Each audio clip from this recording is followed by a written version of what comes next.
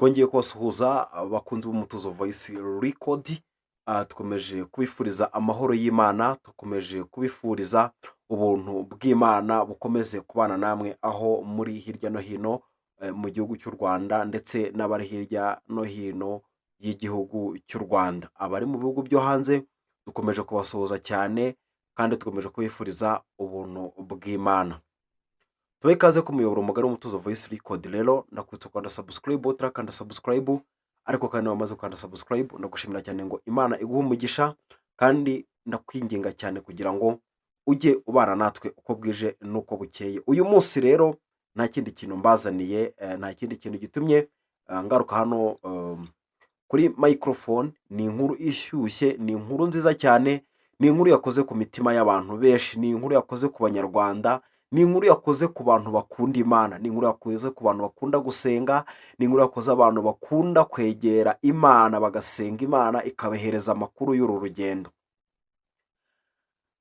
Ndakwingingira kugira ngo ubane natwe kuva dutangiye kujya dusoje, kugira ngo wumve ibyiza biri muri iyi nkuru, koko wumve ibintu byakoze ku mitima y'abanyarwanda, wumve ibintu byakoze ku mitima y'abizera Imana. Tuze kubana mu kanya gato cyane. Ni nyuma y'igihe kinini insengero nyinshi mu Rwanda zifunzwe kubera ibintu bigiye bitandukanye byagiye bigaragara. Byagiye bigaragara ko insengero nyinshi mu Rwanda zitujuje ibisabwa. Navuga ko ntabwo zari zifite ubwiherero buhagije, ndetse n'ubuhari ugasanga nta masuku bufite. Ugasanga mu nsengero mo imbere naho ubwaho nta pavoma irimo, nta masuku ahagije, igisenge kimeze nabi. Ugasanga bafite ikibazo cy'uko nta parking, nta hantu ho guparika ibinyabiziga bafite. Leta y'u Rwanda rero yaje gukusanya ibintu byinshi bitandukanye, iragenzura igera mu nsengero isanga nta ma sound proof arimo. Baravuga nyine, urabona hari ukuntu mu nsengero bakunda gukora amateraniro y'ijoro, none amateraniro y'ijoro ugasanga baracuranga ibyuma, ugasanga biri kubangamira abaturage, cyangwa se birimo birateza umutekano mukeya mu masaha y'ijoro. Leta y'u Rwanda imaze kugenzura ibyo bintu rero iravuga ngo ntabwo ari byiza ko ibi bintu bikomeza gutya. Nibwo haje kubaho ikintu cy'ifungwa ry'insengero. Insengero barazifunga, abantu barijujuta, abantu baravuga ngo ibi bintu ntabwo bibaho. Nyine nk'uko mubizi byabaye ibintu birebire cyane, ntabwo nyine abanyarwanda babyishimiye ibintu by'ifungwa z'insengero, kuko murabizi ko noneho hari n'insengero wabonaga zisa naho zagerageje kuba zakora ibyo byose, ariko bikarangira bazifunze. Uyu munsi rero ikintu ushatse kugira ngo mbabwire, cyangwa se inkuru nziza mbazaniye, ni uko insengero mu Rwanda zatangiye gukomorerwa. Insengero zo mu Rwanda zatangiye gukomorerwa. Mu yandi magambo, abakristo benshi basengera mu nsengero nyinshi zitandukanye batangiye kunezezwa n'uko insengero zatangiye gukomorerwa.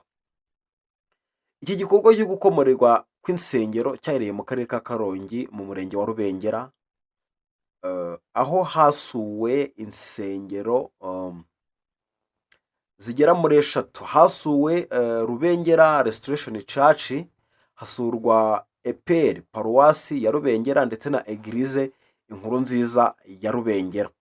Mu by'ukuri ubuyobozi bw'akarere ndetse n'inzego z'ubuyobozi bw'umurenge wa Rubengera n'iki gikorwa cyatangiriye, basuye, bagerageje gusura aho hantu hose, baza kureba koko niba ibyo ngibyo byujujwe. Ibi ngibi byabaye nyuma y'uko ubuyobozi bw'igihugu bwaje kwerekana ko, cyangwa se bwaje gutangaza ko n'ibishobotse n'izari zisigaye zifunguye zafungwa. Ibi ngibi byanejeje imitima y'abanyarwanda, ibi ngibi byanejeje abantu benshi, ibi byanejeje abakristo, ndetse nanjye ubwanjye byaranejeje cyane, kubera ko hari insengero zari zirimo zishaka ibisabwa, ubona ziri gukora ibishoboka byose kugira ngo zikomorerwe, ariko bigakomeza bikaba iby'ubusa.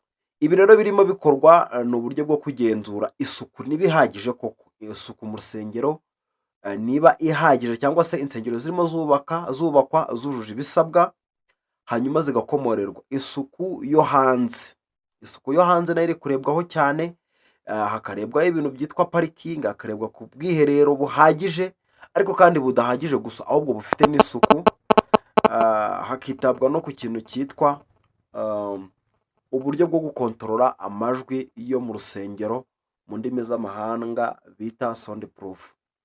Bakareba niba insengero zifite sound proof ashobora kuba yakumira amajwi cyangwa se agafata amajwi yo mu nsengero kugira ngo adasohoka ngo ajye hanze cyane.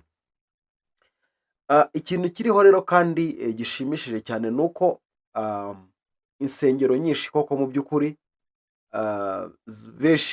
nyinshi zarasenywe, izindi nyine habayeho impinduka nyinshi ku bw'imfungwa z'insengero, izindi zahindutse utubari, izindi zahindutse ibigo by'amashuri, izindi ziza guhinduka amasare akoresherezwamo ubukwe n'ibindi bitaramo bitandukanye kubera icyo kibazo cy'imfungwa cyari cyaje. Ariko ikintu cyanejeje abanyarwanda kikanezeza imitima y'abanyarwanda ni uko insengero zatangiye gukomorerwa ndetse n'abari kuzubaka nabo bakaba bumva banezerewe kandi bakomeje gushiramo imbaraga kugira ngo bakomeze bakore uwo murimo wo kubaka ndetse no kuzamura insengero kugira ngo babone ahantu ho gusengera. Mu by'ukuri iki ni ikibazo cyari giteje inkeke, ni ikibazo cyari kibangamiye abanyarwanda benshi, ni ikibazo cyatumye habaho ibintu byinshi bidasanzwe mu nsengero, ariko uyu munsi abizera, abanyarwanda, abantu basenga Imana baranezerewe mu mitima, banejejwe n'uko insengero zatangiye gukomorerwa. Birashoboka ko bitari byagerayo ngo namwe batangire kubakomorera, nagira ngo mbabwire ngo nimukomeze muzuze ibisabwa, namwe ni igihe gitoya bakabakomorera, namwe mugatangira guhimbaza Imana, mugatangira guhimbaza Iyera yo mu ijuru, mukavuga gukomera kwayo, mukavuga ineza yayo, mukavuga urukundo rw'Imana, mukavuga akagero katarondoreka k'Imana. Nkomeje kubashimira cyane mwe mukomeza kubana natwe umunsi ku wundi. Mutakunda subscribe nanone utarakanda subscribe, kandi nanone mbibutsa kujya muri comment mukatwandikira mukatubwira uko ibiganiro byacu mubyakira, uko tubibagezaho ndetse n'icyo mwumva twakora n'icyo twahindura kugira ngo dukomeze kubana 5 kuri 5. Ndagira ngo mbashimire, Imana yo mu ijuru ibaho umugisha.